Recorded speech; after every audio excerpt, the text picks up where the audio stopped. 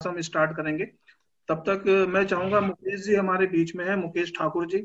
आप ग्रेटर नोएडा में मिर्जापुर गांव है वहां से हैं और एक अच्छे किसान हैं।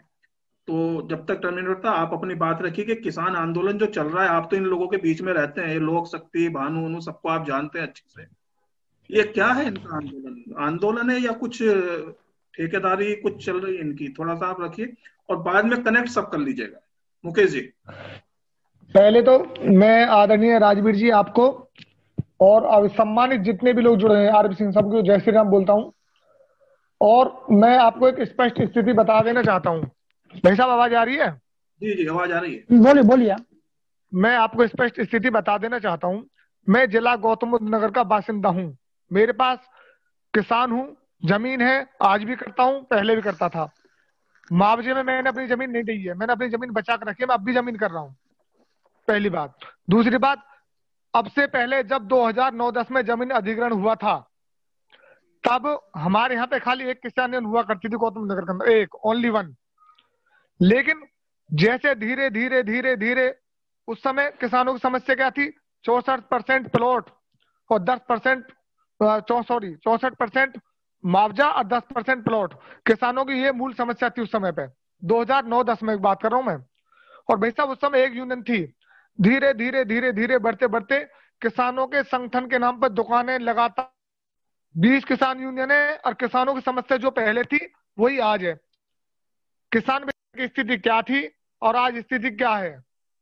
तो सब किस पे कमाया धमाया? किसान तो बेचारे किसान है, वो तो खेत में काम कर रहा है। लेकिन ये लोग क्या, ये नेता बन जाते हैं, अथॉरिटी में जबरदस्त अपना दबाव बनाते हैं कि मेरे प्लॉट को इधर लगाना है, मेरे प्लॉट को इधर लगाना है, मुझे वहां सिक्योरिटी चलानी है, वहां से लेकर वहां तक, मुझे यहाँ खनन का अवैध चाहिए, वो चाहिए मुझे।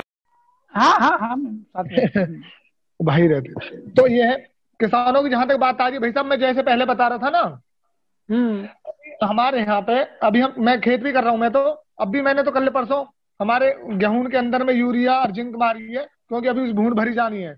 और जो आंदोलन कर रहे हैं ना, जो वहाँ पे काजू बादाम बांट रहे हैं, और शायद उनको पता भी नहीं है कि आंदोलन के अंदर में किसान क्या करता क्या नहीं करता। मुझे आप एक बात बताइए, अब मैं अपने यहाँ की बात कर रहा हूँ। पहले तो मुझे अपने यहाँ की ज्यादा पता है, बाहर की तो मुझे इतनी नहीं पता।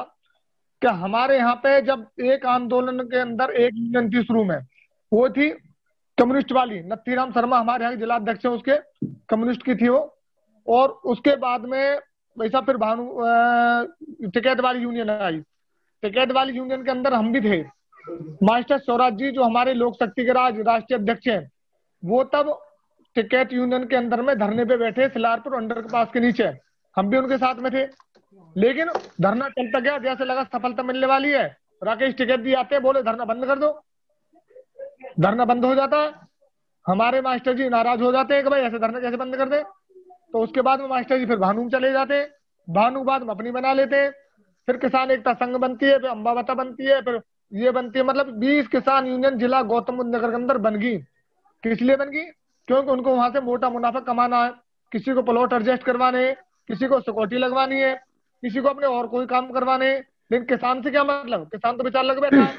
और सबसे जो मेन जड़ है हमारे यहाँ की, वो भाई साहब ये टूल है। टूल जो टोल टैक्स चलता है ना, ये लोग टोल के नाम पे गाड़ी निकलवाते हैं। 4 गाड़ी किसी ने निकलवा बोल दिया ये 10 लाख टोल के नाम। सबसे मेन चीज ये। तो मैं तो चाहता हूँ सरकार से मेरे निवेदन है, आंदोलन तो जैसे कर रहे हैं ठीक है, पहले इस टोल के जब तक इसकी टोल की सीमा समाप्त हो जाती है इसको फ्री करो। राजनीति ऑटोमेटिक खत्म हो जाएगी टोलन वाली। दूसरी बात, एक विषय पर और आना चाहता हूं मैं भाई साहब। अब तक मैं किसान की बात कर रहा हूं, अब मैं कर रहा हूं हिंदुत्व की बात।